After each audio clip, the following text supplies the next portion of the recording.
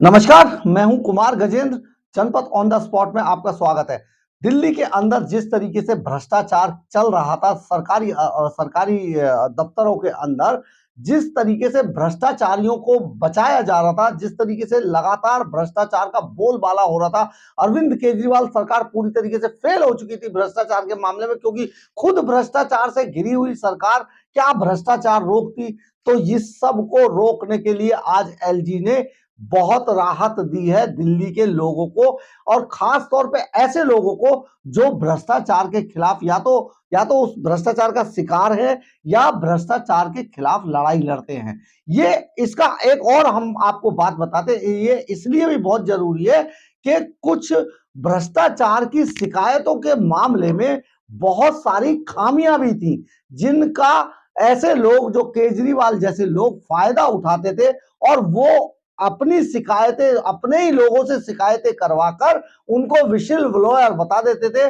और उनकी आइडेंटिटी नहीं बताते थे। यानी कि ये शिकायत किसने की इस बात का पता ही नहीं चलता था, उसको विशिल ब्लोअर कह देते थे। आपको याद होगा, चीफ सेक्रेटरी नरेश कुमार के बेटे के 2 मामले आए जिसमें भ्रष्टाचार का आरोप लगाया गया, लेकिन हालांकि ये राजनीति से प्रेरित था। केजरीवाल इसी तरीके का हमला बोलते हैं जो उनका दुश्मन होता है। तो चीफ सेक्रेटरी नरेश कुमार का पहला मामला यह आया था उनके बेटे का, कि द्वारका के अंदर जो एनएचआईए के लिए जो जमीन जो खरीदी गई थी उसमें घोटाला बताया जा रहा था। और दूसरा मामला एलबीएस अस्पताल में आया था, जहां पर उन्होंने कहा कि इंटर्नशिप यानी कि शोध के लिए इसमें भ्रष्टाचार किया गया, सिफारिश के आधार पर शोध कंपनी को शोध का कॉन्ट्रैक्ट दिया गया। तो ये दोनों मामले जब आगे चले तो पता चला कि अरविंद केजरीवाल और एंड कंपनी जो भी प्रेस कॉन्फ्रेंस कर रहा था, वो ये कह रहा था कि ये तो सूचना विशिल ब्लोअर्स ने हमें दी है।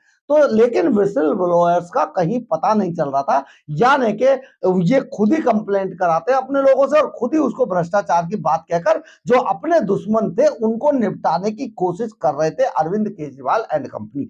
अब एलजी ने इस पूरे मामले पर विराम लगाते हुए इसको एक नए तरीके से भ्रष्टाचार के हथियार को लोगों के लिए सामने लाया है। और ये एक बड़ा बात है, भ्रष्टाचार रोकने के लिए एलजी ने नए आदेश दिए हैं। अधिकारियों को कहा है, जो सरकारी अधिकारी है उनको कहा है कि अपने सरकारी दफ्तरों में औचक निरीक्षण करें और इसके अलावा छापेमारी करें जहां से भी उन्हें शिकायतें मिलती है भ्रष्टाचार की। एक बात तो ये, दूसरा उन्होंने भ्रष्टाचार से जुड़ी शिकायतों के लिए लोगों को इधर उधर ना भटकना पड़े, इसके लिए भी एक पोर्टल ही बनाया है।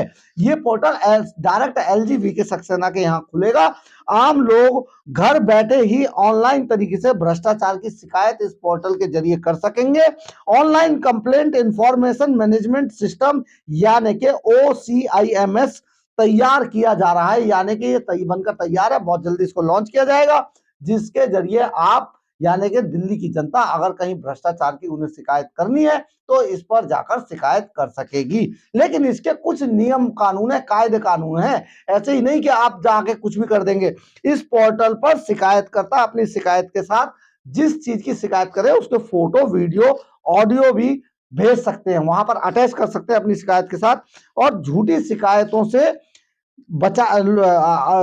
शिकायतों से अधिकारियों को बचाया जा सके और झूठी शिकायतों से किसी अधिकारी या कर्मचारी को कोई परेशानी ना हो, इसके लिए शिकायतकर्ता को अपनी शिकायत के साथ साक्ष्य भी अपलोड करने होंगे।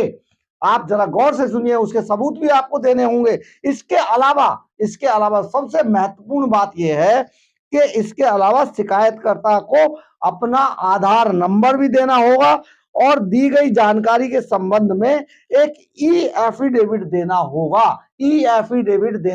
आप समझिए इस पोर्टल पे, और उसमें यह बताया जाएगा कि मैं जो शिकायत कर रहा हूं वो ये शिकायत है और इसका ये सबूत है, और मैं जो शिकायत करता हूं मेरा ये आधार नंबर है, ये ई एफिडेविट है कि ये सच्ची शिकायत है। यानी कि कोई झूठी शिकायत भी ना कर सके। अधिकारियों को बहुत सारी ऐसे लोगों को जो अच्छा काम करते थे अफसर, उनके खिलाफ भी शिकायतें जाती थी। उनके जो भ्रष्ट अफसर थे वो अपने ही सहयोगियों के सहकर्मियों की शिकायतें करवाते थे। तो इस पर भी अब विराम लग लगेगा। यानी कि जब आप वीडियो, ऑडियो और फोटो इस पे अपलोड करेंगे तो उसके साथ ही एक ई एफिडेविट भी साथ में आपको अपलोड करना होगा, देना होगा, जो पोर्टल पर ही मौजूद है, उसे भरना होगा, जिससे कि की गई शिकायत की सारी जिम्मेदारी आपकी होगी। और आप, अगर आपने झूठी शिकायत की तो आप इसमें फंस भी सकेंगे, इसका भी प्रावधान होगा। लेकिन सबसे बड़ी बात यह है कि अगर कोई भी व्यक्ति कोई किसी की शिकायत करता है, किसी भ्रष्टाचार की शिकायत करता है, तो उसकी इसमें जिम्मेदारी बनती है। उसमें ये पूरा मामला अब उसके ऊपर आ जाएगा जो शिकायत करता है, और शिकायतकर्ता की पहचान भी अगर जरूरत पड़ती है तो जो संबंधित अधिकारी हैं वो शिकायतकर्ता की पहचान उनके आधार कार्ड से कर सकेंगे।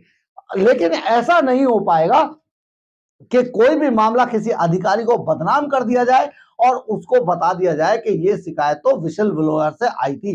तो ये सारी चीजों पर लगाम लगेगी, और एलजी ने एक बढ़िया कदम, बड़ा कदम उठाया है जो एलजीबी के सक्सेना ने दिल्ली की जनता के लिए, ताकि भ्रष्टाचार को पूरी तरीके से उखाड़ के फेंका जा सके। तो एक बढ़िया चीज है, अच्छी चीज है। जरूर अगर आपको किसी की शिकायत करनी है, कहीं पर भ्रष्टाचार को देखते हैं, तो आप इस पोर्टल के जरिए बहुत जल्दी अपनी शिकायत, अपनी इंफॉर्मेशन इस पोर्टल के जरिए सीधे एलजी को भेज सकते हैं, और वहां पर एक पूरा डिपार्टमेंट इस पर पूरा रिसर्च करेगा। एलजी को सारी चीजें रखी जाएंगी, और इसमें फिर एलजी संबंधित अधिकारियों को जांच करेगा, ताकि शिकायतों का निवारण और भ्रष्टाचार का खात्मा किया जा सके। अगर आपको मेरी खबर अच्छी लगी हो तो आप इसे लाइक, सब्सक्राइब और शेयर जरूर कीजिएगा। कमेंट्स बॉक्स में अपनी राय जरूर लिखिएगा, इससे हमें ऊर्जा मिलती है। जय हिंद, जय भारत।